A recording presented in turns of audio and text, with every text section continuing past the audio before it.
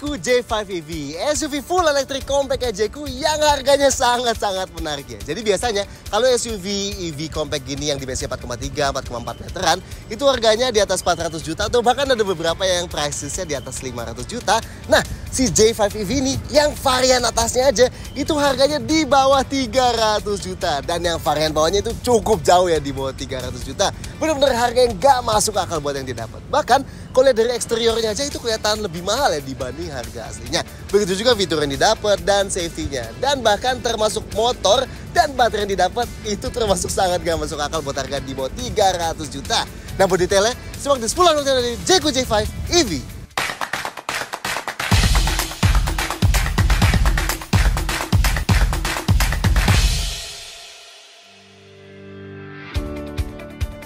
Satu, varian dan harga. Buat yang belum tahu, Jayco ini adalah sub-brand dari Chery Group ya. Yang Chery bilang lebih fokus ke kendaraan yang lebih premium.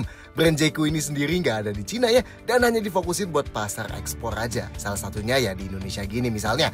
Jayco Indonesia sekarang udah punya 3 line up. Yang paling besar ada J8 atau J8 yang tersedia dalam opsi mesin bensin dan plug-in hybrid. Di bawahnya ada J7 atau J7 yang tersedia dalam opsi mesin bensin dan plug-in hybrid juga.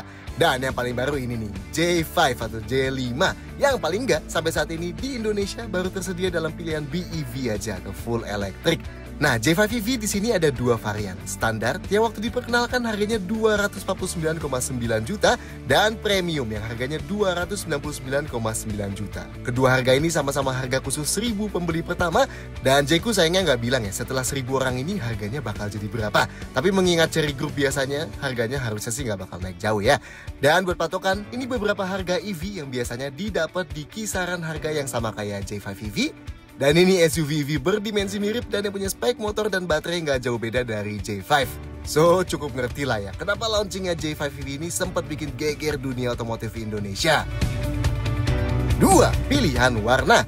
Jayco J5 EV ada 4 pilihan warna. Putih pristine white, abu-abu kekreman, ivory grey, hitam jet black, dan hijau forest green. 3. Motor dan baterai. Di luar fitur dan dimensinya, sebenarnya bagian ini sih yang bikin J5 EV jadi terasa sangat-sangat worth it. So, buat yang dari tadi belum nge, J5 EV ini mobil full elektrik ya. Dia pakai motor listrik di depan, meski packagingnya cukup keren ya. Di bawah kap depannya rapi gini, ditutup-tutup, dan ada bagasi depannya juga. Nah, ada beberapa titik yang bisa dibuka nih, kayak di sini ada aki dan ada sekring. Di sini ada, lubang aja ya. Di sini ada buat cairan wiper, di sini coolant, dan di sini buat minyak rem. Anyway, motornya mau ambil varian standar atau premium sama-sama pakai motor bertenaga 207 HP atau 155 kW dengan torsi 288 Nm. Dan ini gila sih ya. Fix jadi mobil 250 juta terkencang dan dengan gap yang cukup jauh ya sama mobil-mobil harga seginian lainnya. Jangankan sama mobil listrik lain di harga segini, sama mobil listrik yang sedimensi yang harganya 400 jutaan pun masih bisa keep up ya spek motornya. Super nice. Dan karena tenaga dan torsinya cukup besar, klaim akselerasinya juga cukup puas ya, 0 hingga 100 km per jam dalam 7,3 detik. Kita belum bisa buktiin sih ya, karena minimnya waktu kita sama mobil ini. Tapi nice sih ya ini. Transmisinya tentu direct dengan reduction gear yang kontrolnya pakai tuas di ujung kanan sini. Operasin tuasnya sambil injek pedal rem ya. Buat maju masukin ke D, dorong ke bawah yang jauh. Buat mundur masukin ke N, ke atasin yang jauh. Kalau mau ke N dari R, ke bawahin sedikit. Dan kalau mau ke N dari D, ke atasin sedikit. Kalau udah mau berhenti, tinggal klik P aja. Oh, dan yang unik, J5 ini nggak mau masuk gigi D atau R ya kalau drivernya belum pakai seat belt. Not bad ya buat faktor safety yang lebih baik. Lanjut, ada 3 mode berkendara yang bisa dipilih pakai tombol di sini atau langsung dari head unit ya. Ada Eco, Normal, dan Sport. Dan masing-masing pas kita pilih ada suara dari head unitnya kayak gini nih. Eco Mode, Normal Mode, Sport Mode. Tentunya ada regenerative braking alias kalau kita lepas pedal gasnya, motornya bakal berkebalikan fungsi jadi generator dan bakal memelankan mobil sekaligus perlahan ngecharge baterainya. Ada 3 level yang bisa dipilih dari head unit dan nanti bakal ditunjukin di ujung instrumen clusternya gini. Baterainya di bawah mobil, jenisnya LFP atau lithium iron phosphate dan kapasitasnya 60,9 kWh. Nah ini nih, di saat mobil listrik 300 jutaan lainnya baterainya 30-an atau 40-an kWh, J5 ini mau yang varian bawah atau varian atas sama-sama 60-an kWh. Gila nggak tuh? Dan Jayco ngeklaim sekali ngecharge penuh, J5 EV ini punya jarak tempuh hingga 461 km dari klaim NEDC ya. Sama sih ya, di instrumen clusternya juga ditunjukin angka 461 km waktu baterainya full. Charge-nya dari depan kanan sini. Tinggal tekan sininya dan kapnya kebuka secara elektrik. Yes, ditutupnya pun elektrik tuh ya. Yang artinya ini bisa kita operasiin dari head unit juga ya, buka tutupnya. Mantap. AC chargingnya pakai port type tuh, tapi Jayco nggak bilang sih bisa sampai daya berapa kilowatt ya. Sedangkan buat DC charging atau fast chargingnya pakai port CCS2. Dan mau varian rendah atau varian tinggi, sama-sama bisa nerima daya maksimum hingga 130 kilowatt. Dan Jayco ngeklaim bisa charge dari 30-80% dalam waktu 28 menit ya. Nice! Di settings juga ada beberapa komponen yang bisa diubah. Dari feel setir, mau ikutin mode berkendara, atau mau diatur sendiri comfort buat lebih ringan, dan sport buat lebih berat. Brake pitch control ini kalau diaktifin bakal bikin feel nose dive-nya berkurang, alias moncong yang bakal terlalu nunduk pas kita lagi ngerem itu bakal berkurang ya. Bisa kita set ke low atau high.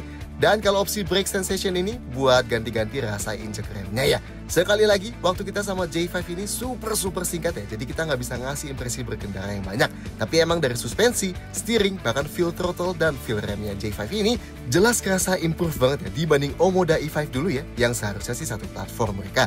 Dan meskipun Jayco Indonesia nggak ngejelasin, tapi Jayco Eropa ngejelasin ya kalau J5 EV ini udah dilakuin improvement banyak banget dari J7 plug-in hybridnya. Dari soal feel setir, gas, rem, dan suspensi. Oke lah ya, sesuatu yang sangat nggak kita expect buat mobil 300 juta gini. Apalagi suspensi belakangnya ternyata pakai multilink alias independent gini. Gila sih ya, sangat-sangat jarang atau mungkin malah satu-satunya ya mobil di harga 2,5-300 juta yang pakai setup suspensi ini. Mantap ya, semoga kita nanti bisa dapat unit tesnya lah ya, biar bisa ngasih impresi lebih lengkap ya. Tapi buat first impression speknya, ini sih termasuk gak masuk akal ya yang didapat buat harganya. 4. Eksterior ala Range Rover. Sebenarnya di luar fiturnya yang paling Jayco banggain dari J5 ini justru tampilan luarnya ya. Mereka dengan bangganya nyebut J5 the real SUV. Alasannya, well karena bentuknya yang mengotak menyerupai SUV beneran. Dibanding kebanyakan kompetitor di harga segitu yang bentuknya cenderung ke crossoveran ya. Dan bentuk yang kelihatan kayak Range Rover Evoque ini bukan kebetulan ya. Karena Jaguar Land Rover masuk ke Cina itu dengan melakukan joint venture dengan Chery Group. So, orang-orang yang ngedesain banyak model Jayco ini ya juga orang-orang yang sama yang ngedesain model-modelnya Land Rover. Atau kalau bahasanya Jayco, mereka mewarisi Land Rover Heritage.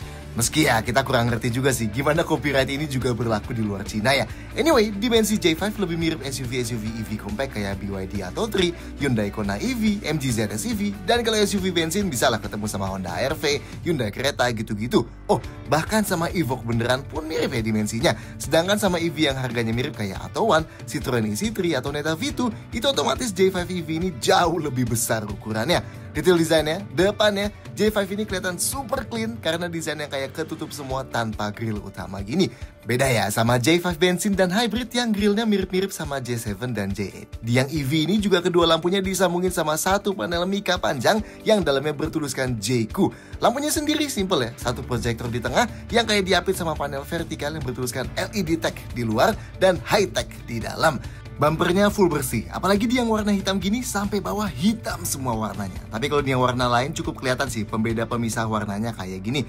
Tuh, yang panel titik-titiknya sewarna body dengan logo BEV-nya yang warna hitam. Begitu juga panel yang mengotak yang di kiri kanan itu sewarna body ya. Yang di radiator grill tengahnya baru deh warna hitam gloss. Dan di baliknya ada active grill shutter ya yang tertutup di kebanyakan waktu dan bakal terbuka pas mobilnya butuh pendinginan lebih. Oh, dan kap depannya berbentuk clamshell gini ya yang nekuk dari ujung kiri sampai ujung kanan.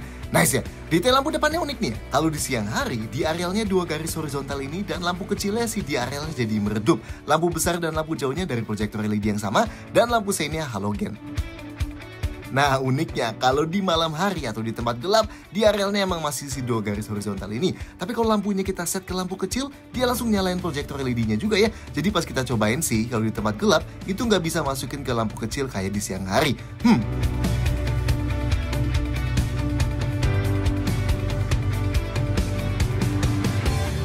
Sampingnya, ini dia bentuk yang paling Evoque. Dan ini juga jadi pose favorit kita sih ya dari profilnya sini.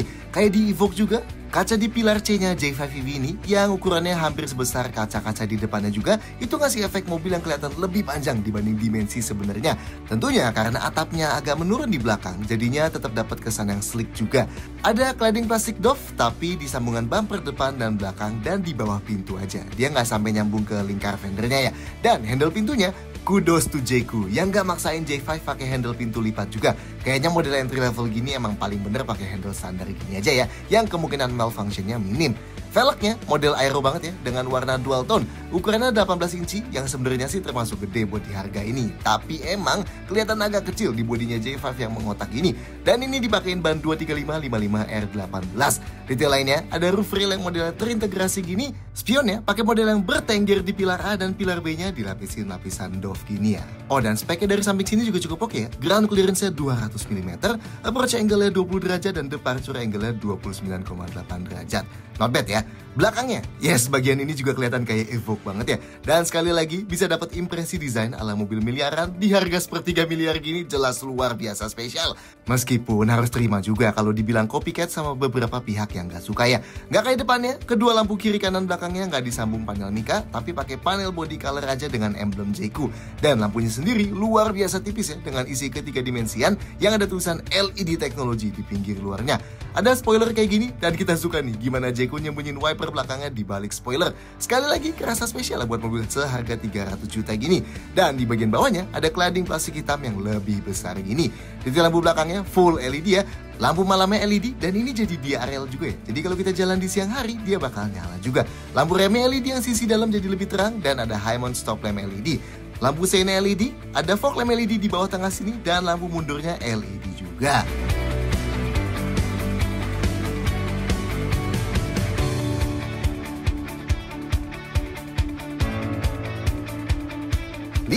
Interior sederhana berkualitas. Dalamnya J5 ini bentuknya nggak aneh-aneh sih ya. Desainnya sebenarnya tipikal mobil Cina yang pakai garis horizontal dan dipotong head unit raksasa di tengahnya. Dan karena ini mobil kekotakan, makanya garis horizontalnya straight banget, lurus banget tuh di dashboard. Dan termasuk di konsol tengahnya yang bentuknya kayak jembatan ini. Tapi buat mobil 300 juta, kualitas yang didapat sih termasuk oke loh. Apalagi pemakaian bahannya. Dashboardnya yang paling atas ini empuk. Di bawahnya ada panel yang kalau intip lebih dekat ada motif ketiga dimensiannya. Bawahnya lagi masih ada bahan lapis kulit. Door trim depan yang paling atas aja soft touch juga loh. Dan bahkan ada ambient light di dashboard dan di pintu depan yang bisa diganti dari pilihan 64 warna di head unit sini. Tapi emang panel piano black yang nyambung dari head unit sampai ke konsol tengahnya ini cenderung gampang lecet ya kalau kita lap-lap terus. Intinya mungkin kalau dibanding sama SUV EV 4,3, 4,4 meteran lain kayak Atto 3, Kona EV, Ion Y Plus atau apapun deh yang harganya 400 jutaan, interiornya J5 ini nggak bisa dibilang spesial. Tapi buat mobil 300 juta, apalagi 300 juta ke bawah, ini sih sangat-sangat oke ya. Apalagi ada atap kaca panoramic roof ini yang bener-bener gede banget. Nah ini sih ya yang nambah kesan jauh lebih mahalnya. Dan Jayco bilang juga ada 35 titik penyimpanan di seluruh kabinnya. Well, di depan sini emang kelihatan banyak lubang termasuk di balik head unitnya. Tapi emang nggak sampai kayak Geely EX5 sih ya, yang punya penyimpanan pintar di balik jok belakang gitu. Lanjut, jok depannya model supportnya cukup tinggi ya, sampai ke pundak gitu. Dan di ujung bawahnya kayak ada support paha yang lebih panjang ya. Dan varian premium dilapis bahan kulit sintetis yang Jayco bilang anti-scratch ya, jadi lebih aman buat bawa binatang peliharaan. Dan ada tubing biru plus jahitan birunya kayak gini. Unik sih ya.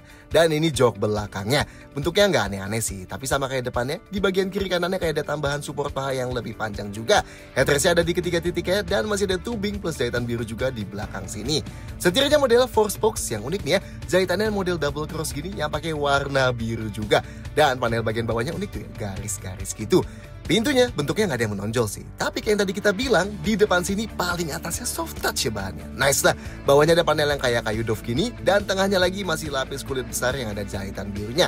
Nice ya. Dan di sandaran tangannya juga dilapis kulit. Baru di bawahnya plastik. Pintu belakangnya jauh lebih polos ya. Atasnya plastik keras. Dan yang tengah ini juga polos plastik aja. Yang empuk cuma yang di sandaran tangannya ya, yang dilapis kulit. Detail yang di dalam, lampu kabinnya di depan ada LED 2, tapi nyalanya cuma bisa bareng ya. Di belakang LED juga di kiri kanan gini. Pedal gasnya pakai model yang organ pedal gini nempel ke lantai. Pegangan tangan plafonnya di depan cuma ada di sisi penumpang depan aja, yang driver nggak ada. Yang belakang kiri kanan juga masih model lipat, sedangkan gantungan bajunya terpisah ya. Di kiri kanan sama-sama ada di pilar B-nya. Sun visornya di kiri dan kanan sama-sama ada card holder di dalam, dan ada kaca bisa ditutup buka, dan ada lampu LED-nya. Spion tengahnya modelnya day and night manual, kalau silau tinggal dicetekin aja, dan ada ventilasi AC tambahan di belakang sini. Tapi gimana rasa duduk di dalam kabinnya? 6. Konfigurasi jok. Buat masuk ke depan pintunya termasuk berat banget ya. Nice sih ini. Masih jarang ya mobil 300 juta feel pintunya sesolid ini. Bukannya termasuk lebar dan yang kita suka, pintunya ini nge-cover sampai bagian paling bawah ya. Jadi misalnya bagian luarnya kena cipratan jadi kotor, bagian dalam sini bakal terlindungi jadi kaki kita nggak bakal kepeperan. Nice ya. Oke, posisi duduk by default kita termasuk cukup tinggi. Feel commanding SUV-nya dapet lah ini ya. Ya menurut kita sih support pahanya masih kurang oke ya. Paha kita masih sedikit ngangkat meskipun ada support tambahan ini. Tapi ini lebih baik lah dibanding Bingo, Neta V2, atau mobil listrik apalah yang kalian sebut di harga segini. Ini udah hampir menyerupai crossover compact bermesin bensin meski belum sebaik mereka ya. Visibilitas ke depan oke banget karena bentuk kapnya mengotak jadi patokan ke ujung depannya jelas banget ya. Dan dashboard ini cukup rendah jadi sama sekali nggak ngehalangin pandangan ke depan. Sedangkan ke sampingnya biasa aja ya. Kacanya cukup kecil dan spionnya juga masih di pilar A. Pengaturan joknya yang varian premium elektrik ya. Yang driver elektrik 6 arah, slide, bisa dinaik turunin ketinggian bagian belakangnya aja dan bisa recline. Jadi nggak bisa tilt bagian depannya ya. Dan yang penumpang depan varian premium elektrik 4 arah, slide dan recline aja. Nice gak tuh? Mobil 300 juta bisa elektrik kedua jok depannya ya kan? Nah bentuk joknya sih menurut kita sedikit kurang ergonomis ya. Enak sih atasnya tinggi banget jadi pundak kita ketopang full. Tapi lekukannya sedikit kurang pas aja sama lekukan badan kita. Meski sekali lagi buat mobil 300 juta ini masih sangat wajar ya. Dan malah lebih enak dibanding mayoritas mobil harga segini. Headrestnya hanya bisa naik turun aja, nggak bisa maju mundur. Menurut kita sedikit kurang maju sih posisinya. Jadi kepala kita masih agak mundur kalau mau sandaran sambil nyetir. Tapi nggak sampai ngedanga ya, jadi masih cukup oke lah. Ruang kepala aman banget. Dan karena ada atap kaca raksasa di atas, jadi ngeliat ke atas dapat feel leganya ya. Buat sandaran tangan di tengah dilapis kulit gini jadi empuk. Ini nggak bisa digeser maju mundur tapi emang udah panjang. Jadi tangan kita bisa banget kalau pengen sandaran sambil pegang setir gini. Dan yang di pintu juga dilapis kulit jadi empuk juga ya sandaran tangannya. Seat beltnya bisa diatur naik turun. Setirnya selain tilt bisa teleskopik juga. Dan ini jaraknya jauh banget ya dari dashboard. Nice lah. Dan buat sandaran kaki kiri driver ada gundukan dan ada pet karetnya yang ada motifnya gini. Sekarang kita ke belakang. Pintu belakangnya kerasa lebih ringan dibanding depannya, tapi ini masih termasuk cukup berat juga lah ya buat mobil 300 juta. Bukannya standar aja, nggak terlalu lebar, dan karena atapnya turunnya nggak terlalu banyak, jadi kita masuknya pun masih gampang ya, kepalanya nggak perlu nunduk-nunduk. Posisi duduk di belakang sini lebih tinggi dibanding di depannya. Nah tapi emang jarak dari lantai ke joknya menurut kita agak kurang jauh ya. Sebenarnya sih udah ditambahin ekstensi gini sama Jeku ya, supaya bisa nopang paha kita lebih baik. Tapi paha kita masih sedikit naik nih, dan masih cukup kerasa pegelnya ya. Kelihatannya sih pegelnya ini juga karena ada gundukan di lantai tempat kaki kita bersandar ya. Jadi beban kita masih cukup kerasa dan bikin kaki kita lebih pegel.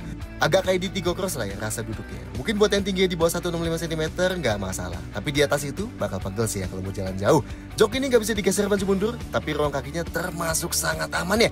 Nggak sampai super luas sih, tapi aman lah minimal. Nggak bakal ngerasa kesempitan buat mobil 4,3 meteran gini. Ruang gerak sepatunya agak sempit kalau jok depannya dibuat paling turun. Nggak sampai kejepit tapi ya nggak lega aja ya. Headrestnya adjustable di ketiga sisinya, jadi kita bisa bersandar lebih rileks gini. Nah tapi emang sudut terbahnya nggak bisa diubah ya. Termasuk agak tegak sih ini, mirip-mirip di Tigo Cross. Ruang kepalanya sangat aman ya. Bahkan di atas kita persis itu langsung kaca nih. Jadi nengok atas berasa banget leganya. Nice lah. Buat sandaran tangan di pintu dilapis kulit jadi empuk. Dan yang di tengah sini dapat armrest lipat gini ya. Meski menurut kita agak kerendahan sih ya posisinya. Oke, kalau mau duduk bertiga, napak ke tengahnya kaki kita perlu agak ngelipat. Dan di tengah sini kaki kita masih bisa sih ya standby di tengah. Karena gundukan lantai tengahnya rendah banget ya. Tapi pasti lebih enak kalau ke kiri kanan gini. Nah, dudukan jok tengahnya cuma beda tinggi sedikit nih sama kiri kanannya. Dan masih cukup empuk juga. Tapi emang sandaran punggung kita ini jauh lebih maju dan lebih keras dibanding kiri kanannya ya. Karena ada headrest jadi kepala kita nggak bakal ngedanga kalau sandaran. Dan headroom di tengah sini pun masih aman juga. Dan ini literally di bawah kaca ya kepala kita. Jadi feel leganya lebih dapat lagi. Dan seat belt di tengah sini 3 titik ya. 7. Fitur berlimpah. Oke, sebenarnya buat sebuah mobil listrik Cina baru, fiturnya Jeku J5 EV ini gak spesial-spesial banget sih ya. Tapi buat sebuah mobil listrik 300 juta, bisa dibilang J5 EV ini jadi mobil dengan fitur terbanyak.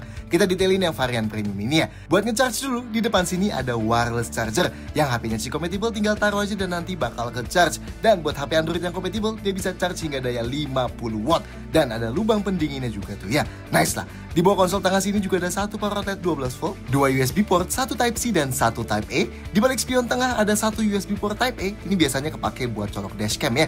Di baris kedua ada 1 lagi USB port Type-A. Dan di bagasi ada 1 lagi power outlet. Nice ya. Yang sebelum ini kita jelasin, varian premium jok drivernya elektrik dan jok penumpang depannya juga elektrik. Dan varian premium juga dapat bagasi elektrik. Gila nggak tuh? Bagasi elektrik buat mobil 300 juta. Yang gila lagi buat mobil harga segini, atap kaca alias panoramic roof. Dan ini gede banget ya. Luasnya 1,45 meter persegi dan dapat anti UV hingga 99,1% supaya sinar matahari yang tembus gak nyakitin kulit kita. Dan ada sunshade-nya elektrik ya, yang buka tutupnya masih ada tombol fisikal di depan sini, atau bisa juga dioperasiin lebih presisi dari head unit sini ya. Kacanya nggak bisa dibuka, tapi kayak yang kita selalu bilang, di Indonesia kayaknya lebih cocok sama yang kacanya nggak bisa dibuka gini ya. Lanjut, kedua jok depan dapat pendingin jok alias ventilated seat. Masing-masing 3 level ya, yang aktifinnya dari head unit sini. Gila sih ya, kayaknya 10 tahun lalu, fitur gini paling murah adanya di Lexus 1 miliaran. Sekarang di mobil 300 juta aja bisa dapat loh. Lampunya otomatis pakai knob fisikal ini di sebelah kanan. Dan ada pengaturan ketinggian sorotan lampunya dari head unit sini ya. Wipernya otomatis juga, nice. Dan sensitivitasnya aturnya dari head unit sini. Jendelanya keempat-empatnya auto up down. Dan ini gak kayak mobil Cina yang biasanya kan cetekan tombolnya cuma ada 1 level gitu. Ini proper 2 level ya. Jadi kalau mau full turunin ke bawahin yang lebih jauh, dan kalau mau full naikin ke atasin yang lebih jauh. Dan bahkan jendela depannya aja double glass gini. Sesuatu yang biasanya ditemuin di mobil premium, ini di mobil 300 juta. Gila-gila. Bakal bikin kabinnya jadi kerasa jauh lebih kedap ya. Mantap. AC-nya dual zone auto climate control alias suhu kiri dan kanan depan bisa dibeda-bedain. Aturnya emang dari layar head unit sini sayangnya. Tapi paling enggak dia selalu standby di bawah sih ya, kecuali kalau lagi setel Apple CarPlay dan Android Auto. Itu perlu kita swipe up sedikit dari bawah dulu buat munculin menu AC-nya. Nah, buat atur cepat suhunya bisa klik tanda panah yang kecil ini, atau kalau susah tinggal klik angkanya dan nanti keluar slider di atasnya. Baru deh kita slide gini ya. Kalau yang kipas diklik dia keluar full menunya ya. Suhu paling dinginnya 15 derajat Celcius dan paling panasnya 30,5 derajat. Ada buat arahin angin ke kaki dan ke atas, dan ada defroster kaca depan dan defogger kaca belakang juga. Ada mode kayak rapid cooling juga buat bikin langsung ke paling dingin, rapid warming buat bikin ke paling panas, dan intelligent deodorization buat bikin optimal hilangin bau. Dan ada yang manual juga ya, deodorization mode ini. Nah, AC-nya juga ada settings buat set auto defogging yang bisa otomatis nyalain defogger belakang kalau dibutuhkan, auto cabin air cleaning yang bakal nyalain kipasnya beberapa saat setelah mobil dimatiin dan dikunci buat mencegah pertumbuhan jamur di jalur AC-nya, auto cabin ventilation buat otomatis buka sirkulasi setelah nyetir beberapa saat, dan mode AC autonya bisa diset juga mau secepat apa bekerja otomatisnya. Dan di belakang juga dapat ventilasi AC tambahan. Ini buat atur naik turunnya barengan, tapi kiri kanannya bisa dipisah ya. Tentunya buat kontrol anginnya ikut dari depannya. Lanjut, ini remote kuncinya. Agak beda ya sama remote J7 dan J8 yang kalau mereka kan mirip sama mobil-mobil Chery lainnya. Tapi tombolnya sih sama ya. Ada unlock, buka bagasi, lock, dan remote start. Nah, J5 EV ini gak ada passive keyless entry yang metode konvensional. Jadi kalau mobilnya kita kunci, kita nggak bisa grab handle pintunya atau klik tombol apa-apa di handle pintu ya, karena dia nggak ada tuh. Jadi mesti klik tombol unlock di remote-nya buat buka, dan klik lock lagi buat tutup lagi. Tapi kalau dari head unitnya kita aktifin yang ini, nah dia bakal aktifin walk away lock dan approach unlock. Jadi kalau kita deketin mobilnya sambil bawa remote kuncinya, pertama mobilnya bakal nyalain lampu dan buka spion dulu buat sambut kita. Dan pas sudah deket banget, kunci mobilnya bakal kebuka sendiri. Nice ya? Dan kalau kita jauhin lagi, mobilnya juga bakal kekunci sendiri lagi dan spionnya juga bakal kelipat lagi. Oke lah. Dan buat lipat spion pun masih dikasih tombol fisikal ini, termasuk buat atur arah spionnya juga masih ada ya. Buat nyalain mobil cukup buka kunci mobil aja dan buka pintu driver, sistem mobilnya bakal langsung nyala. Dan kalau mau langsung jalan, tinggal injek pedal remnya aja. Tapi kayak yang tadi kita bilang, dia baru hanya bisa masuk ke gigi D atau R kalau drivernya udah pakai seat belt ya. Sedangkan buat matiin mobilnya, kita keluar dari mobil dan kunci mobilnya. Nanti dia bakal langsung mati. Atau kalau mau matiin mobilnya tanpa perlu kunci, bisa juga dari quick controlnya head unit sini ya. Lanjut, remote kunci ini juga bisa dipakai buat buka semua jendelanya dari luar kalau tekan dan tahan tombol unlocknya. Dan bisa dipakai buat tutup lagi kalau kita klik tombol kuncinya. Dan ada remote start juga, jadi kalau mobilnya kekunci, terus kita klik dan tahan tombol paling bawah ini, nanti AC mobilnya bakal nyala. Jadi pas kita sampai ke dalam mobil, kabinnya bakal langsung adem duluan ya. Nice lah. Rem parkirnya elektrik, mati nyalainnya bisa dari head unit sini atau dia otomatis ya. Jadi bakal mati sendiri kalau kita masuk ke gigi D atau R, dan bakal aktif sendiri kalau kita masuk ke gigi P. Dan ada auto hold yang otomatis nahan rem mobilnya pas kita berhenti. Ini juga dari head unit ya, mati nyalainnya. Di setirnya, yang sebelah kanan ada tombol volume dan track, voice command, dan set trip meter. Dan yang sebelah kiri ada tombol buat cruise control dan lane centering, speed limiter, dan tombol favorit ini yang bisa kita set dari head unit ya, mau buat buka settings, ganti source audio, atau buka kamera 360 derajatnya. Tapi sayang aja, tombol-tombol di setir ini hitam gloss gini ya, yang udah pasti bakal ninggalin banyak bercak jari tiap kita klik sesuatu. Nah, yang menurut kita agak kurang, instrumen clusternya. Ini layar LCD 8 inci, tapi LCD basic banget sih ya. Yang biru-biru di kiri kanan itu statis, nggak bisa bergerak. Jadinya indikator seberapa kuat kita ngegas dan regen brakingnya itu dikasih lihat dari yang persen power di kiri atas itu. Odometer yang di kiri itu juga nggak bisa diganti-ganti. Paling yang bisa diganti si mode berkendaranya ini, indikator gigi, dan indikator regennya yang ada di paling atas kanan itu ya. So emang basic banget. Sampai kalau kita klik tombol di setir ini yang biasanya buat ganti informasi di MID, yang keganti di head unitnya ya. Sebenarnya sih J5 yang varian lebih mahal di luar negeri itu dapat instrumen cluster yang lebih proper. Tapi sekali lagi buat mobil 300 juta yang udah dapat fitur banyak tadi, ini menurut kita sih masih nggak apa-apa lah ya. Varian premium juga dapat 8 speaker, tapi sound system basic banget sih, ini nggak premium. 4 di depan dan 4 di belakang. Dan output suaranya juga basic banget menurut kita. Nggak sebaik kebanyakan mobil 300 juta, meskipun ini ada 8 speaker. Sekali lagi ini karena di luar negeri ada J5 dengan versi yang lebih tinggi yang pakai sound system Sony. Mungkin di varian itu baru lebih oke ya suaranya. Oh, dan buat yang bingung, tombol central lock ada di tengah-tengah sini, dekat hazard, dan tombol buat ganti mode berkendara. Dan sebenarnya J5 ini punya fitur Internet Connected atau IOV, yang artinya kita bisa pantau dan kontrol beberapa fungsi mobilnya pakai HP kita selama terkoneksi dengan internet. Tapi pas kita video ini kita belum dapat aksesnya ya. Dan terakhir, head unitnya. Varian premium ini dapat layar 13,2 inci vertikal dengan resolusi Full HD. Oke, ini interface utamanya. Dan kalau kita swipe kiri kanan, dia bakal pindah-pindah ke list aplikasi dan menu utama tuh ya. Di paling bawah ada shortcut per ASEAN, settings, dan home. Kalau swipe down dari atas kanan bakal masuk notification center. Dan kalau swipe down dari atas kiri bakal buka quick control. Ingat, jadi beda nih ya kalau kita swipe down dari kanan dan kiri munculnya. Di quick control sini ada buat atur brightness dan volume, buat mati nyalain auto hold, rem parkir elektrik, mati nyalain stability control, hill descent control, matiin mobil, matiin layar, buka kamera 360, mati nyalain sensor parkir, mati nyalain lane departure, set sensitivitas wiper, buka tutup cup charging, dan ada beberapa lagi yang bisa kita tambahin ke opsi quick controlnya ini ya di customnya. Lanjut, ada gesture yang cukup membantu juga, kayak pinch 5 jari gini bakal selalu balik ke home, swipe ke kanan dari sebelah kiri sini buat back, dan swipe up dari bawah buat buka kontrol AC. Oke, lanjut. Di layar utama ini yang ada beberapa widget. Kalau widget driver assistance ini kita klik, dia bakal muncul gede tuh ya di tengah-tengahnya. Nah ini kalau kita masuk gigi D, dia bakal jadi layar ADAS nih ya, yang nunjukin ADAS-ADAS yang aktif, peringatan-peringatannya, dan mobil-mobil di sekitar kita juga bakal muncul di sini. Ada widget Bluetooth juga, dan paling kanan widget yang gantiin MID nih, karena instrumen cluster tadi simple ya. Ini bisa kita swipe up down kayak biasa buat lihat menu TPMS, konsumsi energi dan kecepatan rata-rata dari mobil nyala, kecepatan rata-rata dan trip meter yang bisa di-reset manual, dan status buka pintu. Atau bisa klik tombol yang di setir kanan sini ya buat naik turunin menu ini. Ada wireless Apple CarPlay dan wireless Android Auto, jadi kita bisa sambungin HP iPhone atau Android kita tanpa kabel, dan nanti munculin interface familiar gini yang bisa pakai aplikasi kayak Apple Music, Spotify, Google Maps, Waze, dan lain-lainnya. Aplikasi lainnya ada musik buat muter media dari Bluetooth, radio, USB, dan local hard disk. Ada teleponi, bisa buka galeri buat lihat foto dan video juga. Ada manual elektronik dari mobilnya. Dan karaoke mixer ini buat karaokean di mobil. Tapi dia harus pakai aksesoris mic tambahannya. Oke, sekarang settingsnya. Banyak nih ya, yang bisa diakses dari shortcut di bawah kanan sini juga. Pertama, submenu Quick Control. Ini ada buat kunci dan buka kunci mobil, buka tutup bagasi elektriknya, dan kunci jendela. Buka sunshade juga bisa dari sini ya. Ganti mode berkendara juga bisa. Ada buat mati nyalain approach unlock dan walkway lock, dan bagasi elektrik yang otomatis kebuka kalau dideketin. Mati nyalain follow me home, mati nyalain auto high beam, welcome lights, dan buat atur ketinggian sorotan lampu. Submenu New Energy, ada energy flow, bisa atur limit charging sampai berapa persen, aktifin V2L, set kalau colok kabel charger bakal kekunci atau enggak, set level regenerative braking, atur range yang ditampilin mau sesuai range WLTC-nya, atau dynamic yang bakal berubah sesuai gaya berkendara kita, dan ada battery temperature protection juga buat jaga temperatur baterai mobil di tempat yang ekstrim panas atau ekstrim dingin gitu. Submenu vehicle settings, ada buat set tombol favorit di setir kiri tadi buat apa, ada buat set ketinggian buka bagasi maksimal, set sensitivitas wiper service mode ini buat naikin posisi wiper in case mau ganti karetnya, easy move mode buat parkir paralel, jadi kalau mau ninggalin mobilnya dan tetap bisa didorong-dorong pakai yang ini ya. Ada buat kalau kunci mobil cuma kedip doang atau bunyi bip-bipnya juga, auto lock pas udah jalan, mati nyalain wireless charger, dan peringatan seandainya HP kita ketinggalan di wireless chargernya pas kita mau keluar mobil.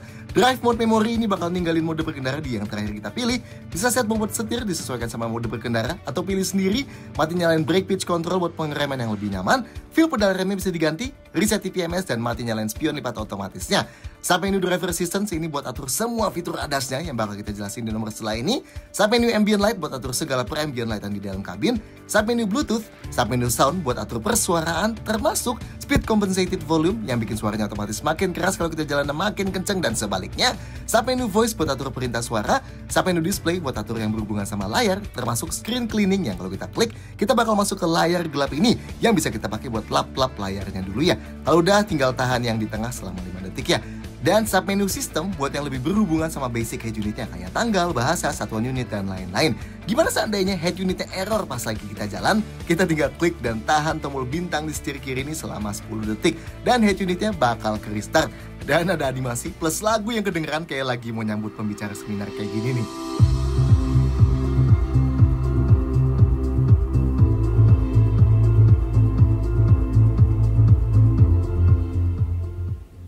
Nah terakhir, J5 ini juga ada perintah suara yang bisa diaktifin dengan klik tombol ini di setir, atau cukup ngomong gini aja. Hello Jayku.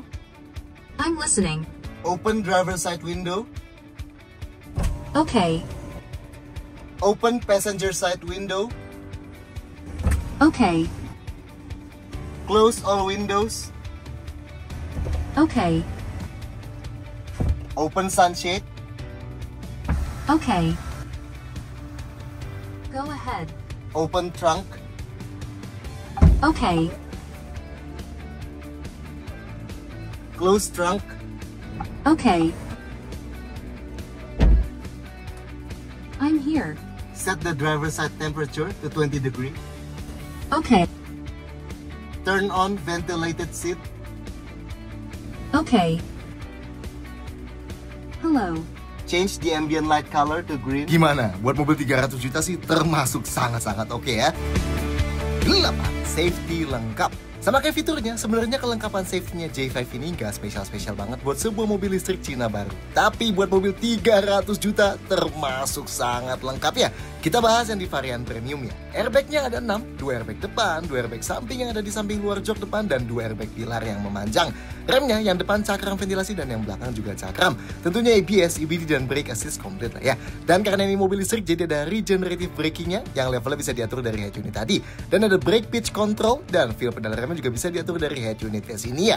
Ada stability control dan traction control juga yang buat mati ini ada di head unitnya sini. Dan ada hill start assist control yang bisa nahan rem beberapa detik pas kita berhenti di tanjakan supaya kaki kita bisa pindah dari pedal rem ke pedal gas tanpa mobilnya merosot ya. Dan ada hill descent control juga ya dari head unit. Ini yang bisa bikin mobilnya jalan secara otomatis super perlahan di turunan curam supaya kita bisa lebih fokus sama steeringnya aja. Sensor parkirnya di belakang ada 4 titik. Ini terintegrasi tapi warna hitam ya. Nyaru di yang mobilnya warna hitam gini, tapi di yang warna lain jadi kelihatan titiknya. Dan di depan ada 2 titik lagi ya. Sama ya warna hitam juga. Dan ini ada indikatornya langsung tuh ya di head unitnya dan bisa kita mati nyalain juga. Kameranya di belakang ada 1, di masing-masing bawah spion ada 1, dan di depan ada 1, dan ngebentuk gambar 360 derajat mobilnya kayak gini. Yang garisnya bisa ikut belok kalau kita puter-puter setirnya. Angle 2 dimensinya bisa pilih depan, belakang, kiri, kanan. Dan ada angle top down juga, depan dan belakang. Terus ada angle buat liatin ban depan dan belakang. Dan angle super wide depan belakang juga. Nah ada angle 3 dimensi juga. Dan buat mobil 300 juta ini gila sih ya. Kita bisa set mobilnya jadi semi transparan gini. Dan begitu kita jalan, mobilnya bakal mengingat gambar di sekitarnya dan memproyeksikan ke bawahnya. Jadi seakan-akan kita bisa lihat bagian bawah mobil. Makanya mereka sebutnya 540 derajat nih, bukan 360 derajat. Dan bisa kita puter-puter juga. Keren sih ya. Bisa buat kita full transparan juga kayak ban gerak sendiri gitu. Atau dibuat full solid juga bisa gambarnya. Dan ada beberapa settings juga. Misalnya buat kalau kita belokin setir dia bakal munculin tampilan kayak gini buat kasih lihat blind spotnya. Termasuk kalau nyalain lampu sein juga bisa ya. Dan ini bisa kita set munculnya floating window doang atau full screen kayak gini. Oke sih ini kameranya. Dan yang lebih standar ada APAR atau alat pemadam api ringan, TPMS atau pengukur tekanan ban tapi yang indirect ya. Alias baru bakal dikasih tahu kalau ada yang kempes aja. Dan dudukan ISOFIX buat pasang child seat lebih gampang di jok belakang. Dan terakhir, Safety Active atau ADAS alias Advanced Driver Assistance System. Ini manfaatin kamera di balik spion tengah buat mendeteksi objek di depan dan garis pembatas jalan, dan juga sensor radar yang sembunyi di balik kiri kanan bumper belakang buat fitur kayak blind spot dan rear cross traffic gitu.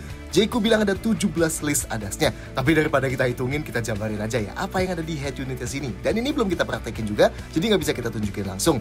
Pertama ada Adaptive Cruise Control yang bisa jaga kecepatan konstan sambil jaga jarak sama mobil di depan secara otomatis tanpa perlu kita injak pedal rem dan pedal gasnya. Kalau kita tahan tombol A yang di tengah sini, adaptive cruise-nya bakal berubah jadi mode integrated cruise assist. Nah, ini bakal aktifin adaptive cruise control sekaligus sama lane centering atau steering assist. Jadi sembari jaga jarak otomatis sama mobil di depan, mobil kita bisa setirnya muter-muter sendiri sementara waktu ikutin belokan garis lajurnya supaya selalu terjaga di dalam lajur. Dan ini juga termasuk traffic jam assist yang bikin mobilnya bisa ikutin mobil depan dan gerak di dalam lajur hingga di bawah 30 km per jam ya.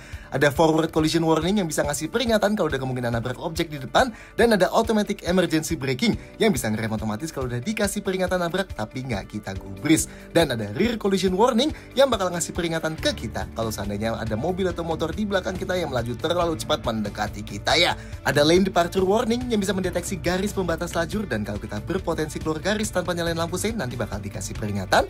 Ada lane departure prevention buat gerakin setirnya buat balik ke dalam lajur kalau udah terdeteksi mau keluar lajur tadi. Dan ada emergency lane keeping juga yang kalau kita mau pindah ke lajur sebelah tapi pas di sebelahnya lagi ada kendaraan lain, nanti bakal dibalikin setirnya.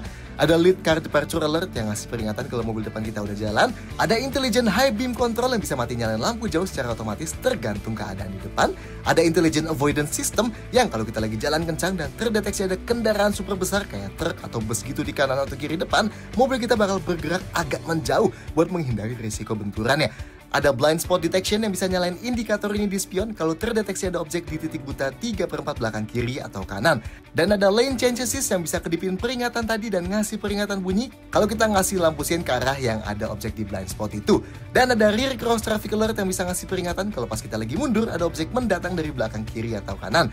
Dan terakhir ada door open warning yang bakal ngasih peringatan kalau kita mau buka pintunya tapi ada objek mendekat dari belakang kanan atau kiri. Nah, kalau duduk di depan, peringatannya muncul dari indikator blind spot di spion. Dan kalau duduk di belakang, peringatannya muncul dari lampu garis ambient light ini. Yang menariknya, dia cuma nyala khusus buat door open warning aja yang di pintu belakang, dan malah nggak bisa nyala buat ambient light biasa. Gimana? Termasuk lengkap lah ya. 9. Bagasi dan storage. Selain di belakang, J5EV juga punya bagasi depan atau front. Meski buat bukanya itu sih kayak buka kap mesin mobil ya, dari sisi driver sini, dan kita tarik tuas ini 2 kali. Nah tapi keren nih, mobil 300 juta udah dapat kap depan dengan bukaan hidrolis gini. Dan ini bagasi depannya atau frontnya. Kapasitasnya kecil sih ya, 35 liter. Tapi kalau lihat dia banyak karet-karet seal gini di dalamnya. Nah, jadi kita bisa masukin cairan-cairan ke sini. Misalnya kayak es batu gitu ya. Misalnya pengen jadiin pendingin sesaat. Nanti kalau udah dan mau buang cairannya, tinggal buka aja seal yang ini. Nice ya. Dan bagasi belakangnya, bagasi J5EV yang varian premium elektrik. Bukanya bisa tahan tombol di remote sini. Waktu kita coba sih cuma bisa dibuka kalau kuncinya udah kita buka duluan ya. Dan tentunya bisa tutup lagi juga. Bisa juga pakai metode hands free. Jadi kalau mobilnya lagi kita kunci, remote-nya cukup dikantongin, deketin bagasinya, dan nanti hazardnya bakal berkedip. Nah, hazard ini bakal berkedip selama 10 detik. Dan kalau selama berkedip itu kita mundur sedikit aja dari posisi awal kita, bagasinya bakal kebuka sendiri ya. Ini bakal membantu misalnya tangan kita lagi full pegang barang gitu ya. Dan tentunya fitur hands free ini bisa dimatiin juga dari head unit. Kalau dari dalam bisa juga pakai tombol di dalam sini, atau bisa buka tutup juga dari head unit sini, atau bisa pakai voice command gini ya. Go ahead. Open trunk, Okay. close trunk, Okay. dan terakhir bisa buka biasa dengan klik satu-satunya tombol di pintu bagasi sini. Oh, dan ketinggian buka pintunya mau seberapa bisa di-set dari head unit sini. Nah, ini bagasinya J5EV. Kapasitasnya 480 liter. Bukan yang terbesar di kelasnya sih, tapi kalau di harganya sih ini jelas jadi salah satu yang terbesar ya. Bibirnya modelnya sedikit menyempit di atas, tapi bawahnya sini sangat-sangat lebar nih. Harusnya aman banget buat masukin barang besar juga. Nah, jarak bibirnya dari tanah termasuk cukup tinggi, kasnya SUV gini. Jadi kalau misalnya mau angkat barang berat kayak galon, pasti bakal agak sulit. Tapi lantainya rata ya sama bibirnya. Jadi enak nih, kalau mau keluarin barang dari dalam tinggal langsung ditarik aja. Nah, tapi enak J5 ini, lantainya ada 2 level ya. Kalau dibuat rata bibir gini kan jarak dari lantainya ke plafon lebih pendek. Nah, ini bisa nih kita turunin lantainya dan cukup jauh ya. Nah, emang kalau diginiin lantainya jadi nggak rata bibir. Tapi efeknya jarak lantai ke plafonnya jadi lebih jauh dan kita jadi bisa masukin barang yang lebih tinggi ya. Nice ya, fleksibel. Oke lanjut, di pintunya sini ada segitiga emergency yang keren ya, dikunci gini. Tinggal kita buka aja kalau mau dipakai. Oke lah, ada parcel shelf gini jadi barang yang di dalam bagasi nggak bisa diintip dari luar ya. Dan karena ini bahannya yang model keras, jadi kita bisa naruh barang di atasnya ya. Kalau mau masukin barang yang lebih tinggi, parcel shelf ini tinggal dilepas aja. Tapi sayangnya, ini nggak bisa ditaruh di lantai bagasi ya. Jadi kalau dilepas harus kita taruh di rumah. Lanjut, di kiri sini ada lampu bagasi LED, ada gantungan belanjaan juga maksimal 3 kg, dan ada lubang kayak gini ya. Di kanan sini, nah ini sebenarnya sih ada center portable yang bisa jadi lampu bagasi juga. Tapi sayangnya di unit yang kita videoin ini lampunya nggak ada ya. Ada gantungan belanjaan juga, dan di bawah sini ada power outlet 12 volt dan ada lubang lagi ya. Di bawah lantainya masih ada tempat penyimpanan gini, dan yes, meskipun lantainya diturunin, tapi masih ada cukup ruang buat jadi storage ya di bawahnya juga. Nah tapi emang di bawah sini nggak ada ban serep ya. Adanya cairan tambal ban dan kompresor sekali pakai kayak gini. Ada segitiga emergency lagi juga, dan ada apar ya. Oh, kalau lantainya kita turunin gini, buat ke kiri kanannya dibatasin sama net gini ya. Oke, kalau mau luasin kapasitas bagasi, jok belakangnya bisa dilipat pakai konfigurasi 60/40. Lipatnya pakai tuas yang di ujung sini. Kalau yang kanan dilipat, kita jadi bisa masukin barang lebih panjang sambil tetap duduk berdua di belakang. Kalau yang kiri dilipat juga, nah bagasi jadi jauh lebih lega gini ya. 1180 liter kapasitasnya. Dan gak kayak kebanyakan di harga segini yang masih ada gundukannya, di J5 sini lantainya bisa dibuat rata sama joknya. Jadinya kita bisa masukin barang yang besar dan panjang kayak kasur gitu misalnya. Nice lah ya. Buat tutupnya disediain handle manual gini atau tinggal langsung klik ini aja. Dan ini sisa storage di dalam kabin.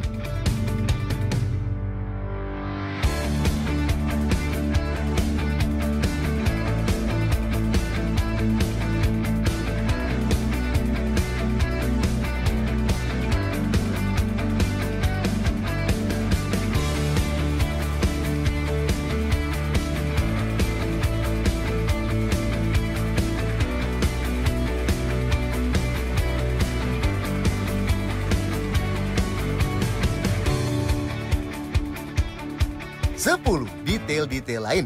Jayco J5 EV ini udah langsung dirakit lokal ya, atau CKD, di fasilitas perakitan handal. Nice lah ya. Garansinya, J5 EV dapat garansi umum atau garansi kendaraan selama 6 tahun atau 150.000 km. Garansi komponen tegangan tinggi atau high voltage komponen selama 8 tahun atau 160.000 km. Ini termasuk baterai sih harusnya. Buat servisnya, gratis biaya jasa servis, yes jasanya aja sayangnya, selama 4 tahun atau 60.000 km. Dan dapat layanan gratis roadside assistance 1 tahun, gratis IOV alias konektivitas dari HP kita selama 1 tahun, dan layanan pickup service selama 2 tahun. Sekian soal Jayco J5 ini, silahkan sampai di bawah, klik like, dan see you next time.